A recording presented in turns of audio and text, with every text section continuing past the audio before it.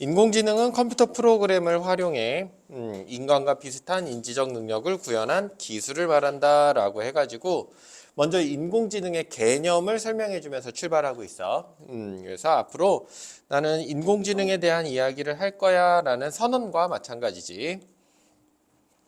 이런 기술이래. 인공지능의 개념 혹은 정의를 설명해 주고 있고, 인공지능은 기본적으로 보고 듣고 읽고 말하는 능력을 갖춤으로써 인간과 대화할 수 있을 뿐만 아니라 지적 판단이 필요한 상황에서 합리적 결정을 내릴 수 있다라고 해서 인공지능이 할 수 있는 능력의 범위도 결정해 주고 있고, 그렇지? 이제 점점 인공지능이 발전해서 많은 일들을 할 수 있어. 인공지능이 인간의 말을 알아듣고 명령을 실행하는 똑똑한 기계가 되는 것은 반길 일인가? 아니면 주인과 노예의 관계를 역전시키는 재앙이라고 경계해야 할 일인가? 라고 해서 반길 일 혹은 경계해야 할 일이라고 해서 두 가지 측면에서 우리가 살펴볼 수 있을 거야 라고 얘기하고 있는 것 같아. 그래서 두 가지 입장을 어떻게 하고 있어? 대조적으로 표현하고 있고, 또 여기 의문형을 통해 가지고 앞으로 이런 얘기를 하겠구나 문제를 제기하고 있지. 인간의 지적 능력을 뛰어넘는 인공지능 개발에 관한 보도가 잇따르는 가운데 세계적 석학들이 인공지능 개발이 결국엔 인류의 종말로 이루어질 것이다. 이런 경고를 내놓기 시작했다. 석학이 뭐니? 나 같은 사람을 석학이라고 그래. 학식이 많고 깊은 사람. 왜 비웃어, 민서? 너는 왜 비웃어? 희한한 사람들이구만. 자, 세계적 물리학자 스티븐 호킹, 다 알고 있지? 스티븐 호킹은 누구나 아마 알 거야. 스티븐 호킹은 이렇게 얘기하고 라며라고 했으니까 스티븐 호킹의 말을 직접 인용하고 있어. 그래서 세계적 학자의 말을 직접 인용하고 있지. 직접 인용해서 문제 제기에 타당성을 더하고 있고, 그냥 이렇게 쓰자. 뭐 너무 기니까. 타당성을 확보하고 있고, 이렇게 말했대. 물론 영어로 말했겠지. 영국 사람이니까. 생각하는 기계가 축복이 될지 재앙이 될지, 아까 위에 봤을 때 보면 경계할 일인가 반길 일인가 라고 되어 있지. 반길 일이면 축복이 되겠고 경계할 일이면 재앙이 될 거야. 역시 대조적이네. 그치? 축복이냐 재앙이냐.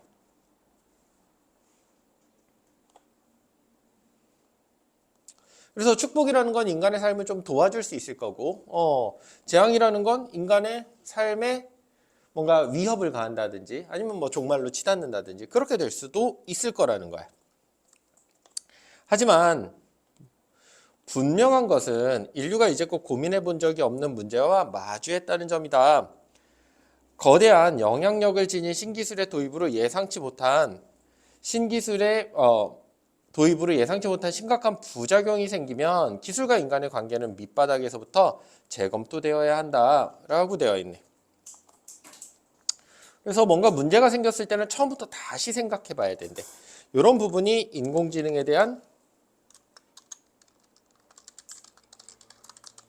논의가 필요한 이유가 되겠네.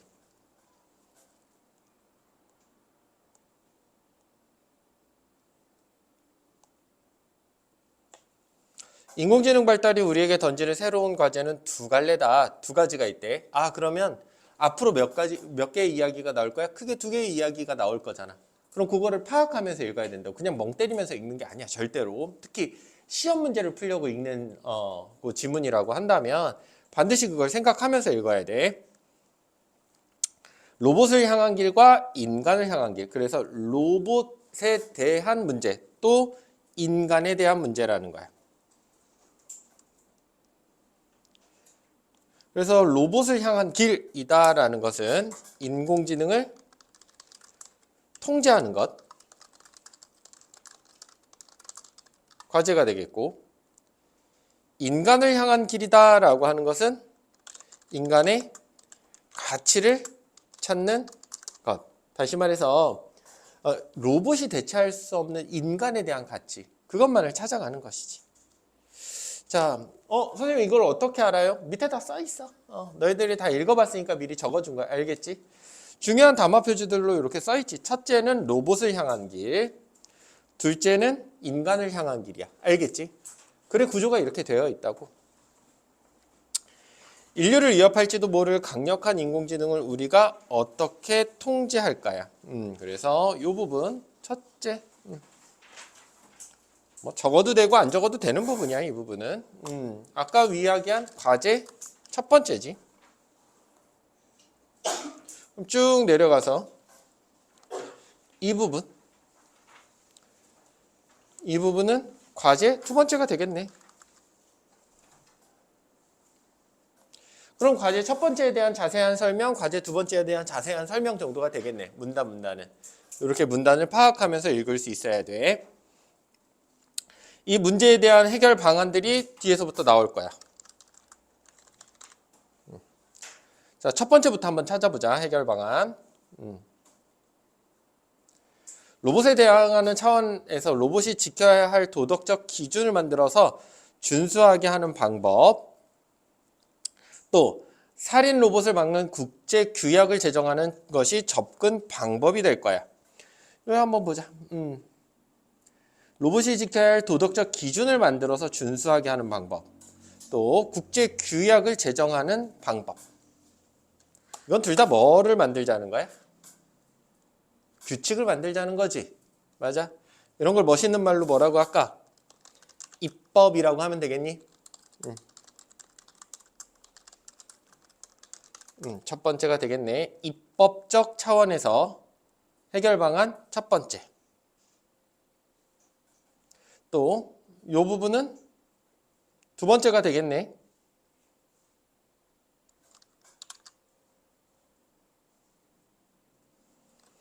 또한 다양한 상황에서, 그래서 지금 앞에 첫 번째 문장은 뭐를 나타내고 있어? 앞에 문장은 입법적 차원, 뒤에는 사회적 알고리즘을 만들 거래. 사회적 합의를 담은 알고리즘을 만들어. 이거는 프로그램을 만든다는 거지. 프로그램을 이렇게 만든다는 거야. 범위 내에서 로봇이 작동하게 하는 방법. 또 설계자의 의도를 배반하지 못하도록 로봇이 스스로 무력화할 수 없는 원격 자폭 스위치를 낳는 것도 가능하대. 여기서 이제 무력화라는 거는 기계가 무기로서 쓰이는 것을 무력화라고 한 거야. 알겠지? 싸울 무자 들어가 있으니까. 그래서 이 부분은 이 두 가지를 합쳐서 기술적 차원에서 해결 방안이 되겠네. 그래서 크게 입법적 차원 2개, 기술적 차원 2개. 이렇게 해결 방안을 총 몇 개 줬어? 4가지 줬네. 법을 제정하던가 아니면 기술적으로 스스로 이제 로봇들이 무력화하지 못하게 만든다던가 혹은 뭐 자폭한다던가 뭐 그런 것들. 여러 가지 기술을 활용해 보자라는 거야. 알고리즘을 만든다던가. 그래서 기술적 차원에서 해결 방안 첫 번째가 되겠고, 이런 거 다 자꾸 연습을 해야 늘겠지. 이 부분은 두 번째가 되겠네.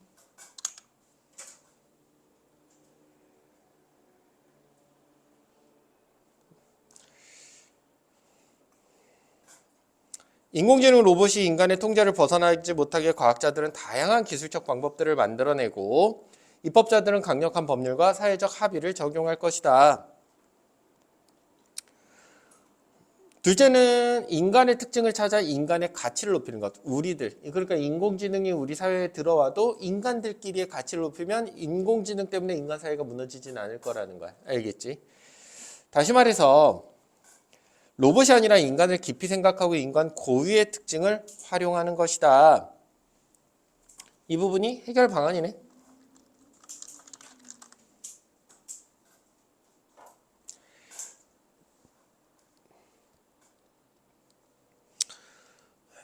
인공지능이 마침내 인간의 의식 현상을 구현해낸다고 하더라도 인간과 인공지능은 여전히 구분될 것이래. 왜? 인간에게는 감정과 의지가 있거든. 그러면 반대로 선지에서 인공지능은 감정과 의지를 가질 수 없다라고 하면 맞는 선지가 될까? 맞는 선지가 될 거야. 알겠지? 왜냐면 이걸 가장 큰 차이점으로 두고 있고, 인공지능이 의식을 구현한다고 하더라도 감정과 의지는 갖지 못한다는 걸 전제하에 글을 지금 작성하고 있어. 알겠지? 그래서 인간과 가장 큰 차이점이 될 거야. 이제 감정과 의지를 중심으로 인간을 분석하고 더 차이점을 더 많이 만들어내야 돼. 감정은 비이성적이고 비효율적이지만 인간됨을 규정하는 본능으로 감정에 따라 판단하고 의지적으로 행동할 수 있어야 돼. 위에도 봤지만 감정과 의지로 행동하는 것. 이거는 기계와 구분되는 가장 큰 차이점이야. 그러니까 인간으로서의 인간만이 가지는 특징이라고.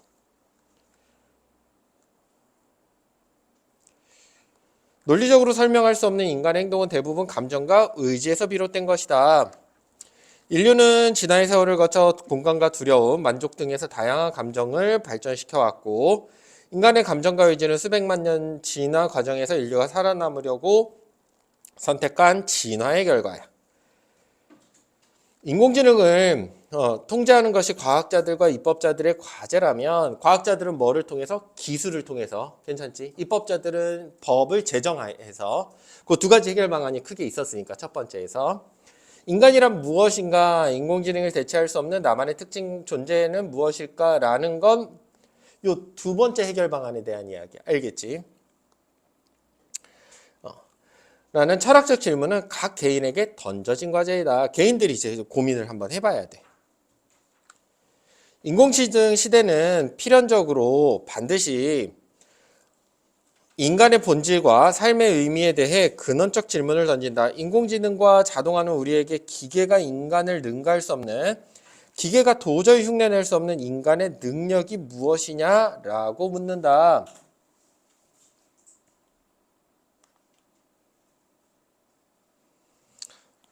그러니까 기계는 절대로 할 수 없는, 프로그램으로 절대로 구현할 수 없는 것이 무엇이냐, 인간의 고유한 특징이 무엇이냐고 묻는 거지. 인간만이 가질 수 있는 것, 그 누구도 흉내낼 수 없는 것. 이것은 단지 기계와의 경주에서 살아남기 위해 경쟁력 있는 직업을 유지할 수 있는 인간만의 고유한 기능을 묻는 것이 아니다. 인공지능이 점점 똑똑해지고 인간이 해오던 많은 일을 기계가 대신하게 되는 상황에서 인간이 인간다워질 수 있느냐를 묻는 것이다. 인공지능 시대에 인간을 인간답게 만드는 것은 무엇보다 결핍과 그에 따른 고통이다. 이상한 소리를 했네. 그렇지? 결핍과 고통이 있어야 된대. 인간에게는. 인류의 역사와 문명은 이러한 결핍과 고통에서 느낀 감정을 동력으로 발달해 여기까지 올 수 있었던 생존 시스템이래.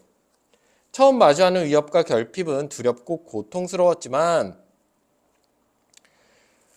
인류는 놀라운 유연성과 창의성으로 대응해왔다. 우리가 가지고 있었던 능력이야. 지능이 대체할 수 없는 뭐가 있을 때? 결핍이 있을 때 우리가 새로운 방법을 찾고 새롭게 생각하고 유연하게 생각해서 그것을 다 이겨내왔어. 결국 결핍과 고통을 벗어날 수 있게끔 해주는 감정이면서 그것들로 인해서 생긴 방법이기도 해.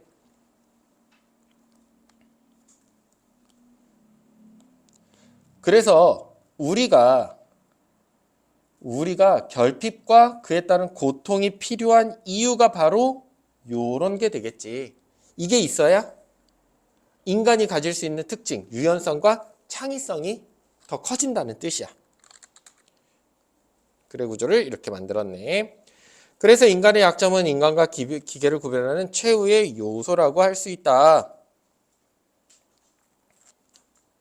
그래서 인간의 약점이라는 게 뭐야? 아까 얘기했던 감정.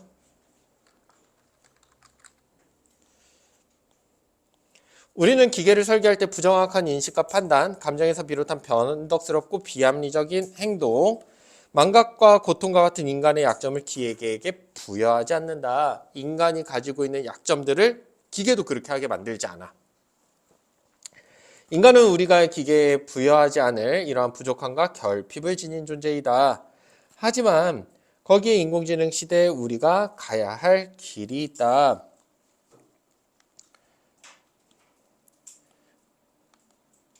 이 얘기는 뭐야? 인간만이 가진 고유한 특징. 이것이 우리 미래에 있어서 인공지능과 우리의 관계를 만들어줄 하나의 해결책이라는 거야, 결국은. 사람이 가진 고유한 능력을 통해 인공지능 시대에 대응할 수 있다는 거지.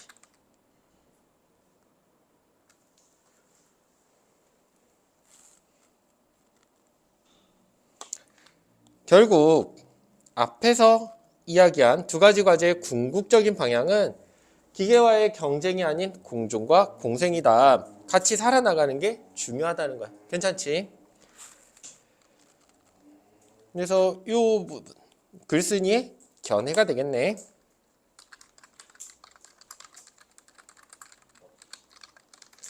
네, 글쓴이의 견해야. 글쓴이가 생각한 우리가 앞으로 어떻게 나아가야 하는가, 그 견해에 대해서 이야기해주고 있지.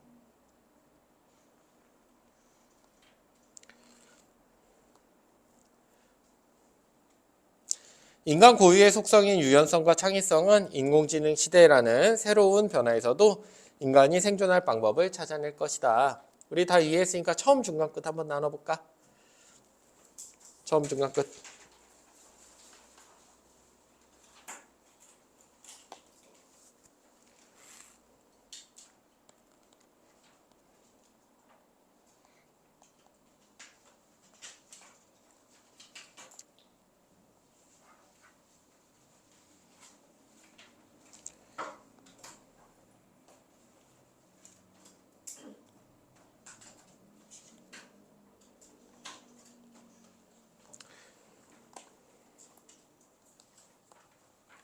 이 부분이 한 처음 시작되면 이제 직접적인 해결 방안을 이야기하는 것, 여기까지가 처음이 될 것 같아. 그러니까 여기서부터는 중간이 시작이 되겠지.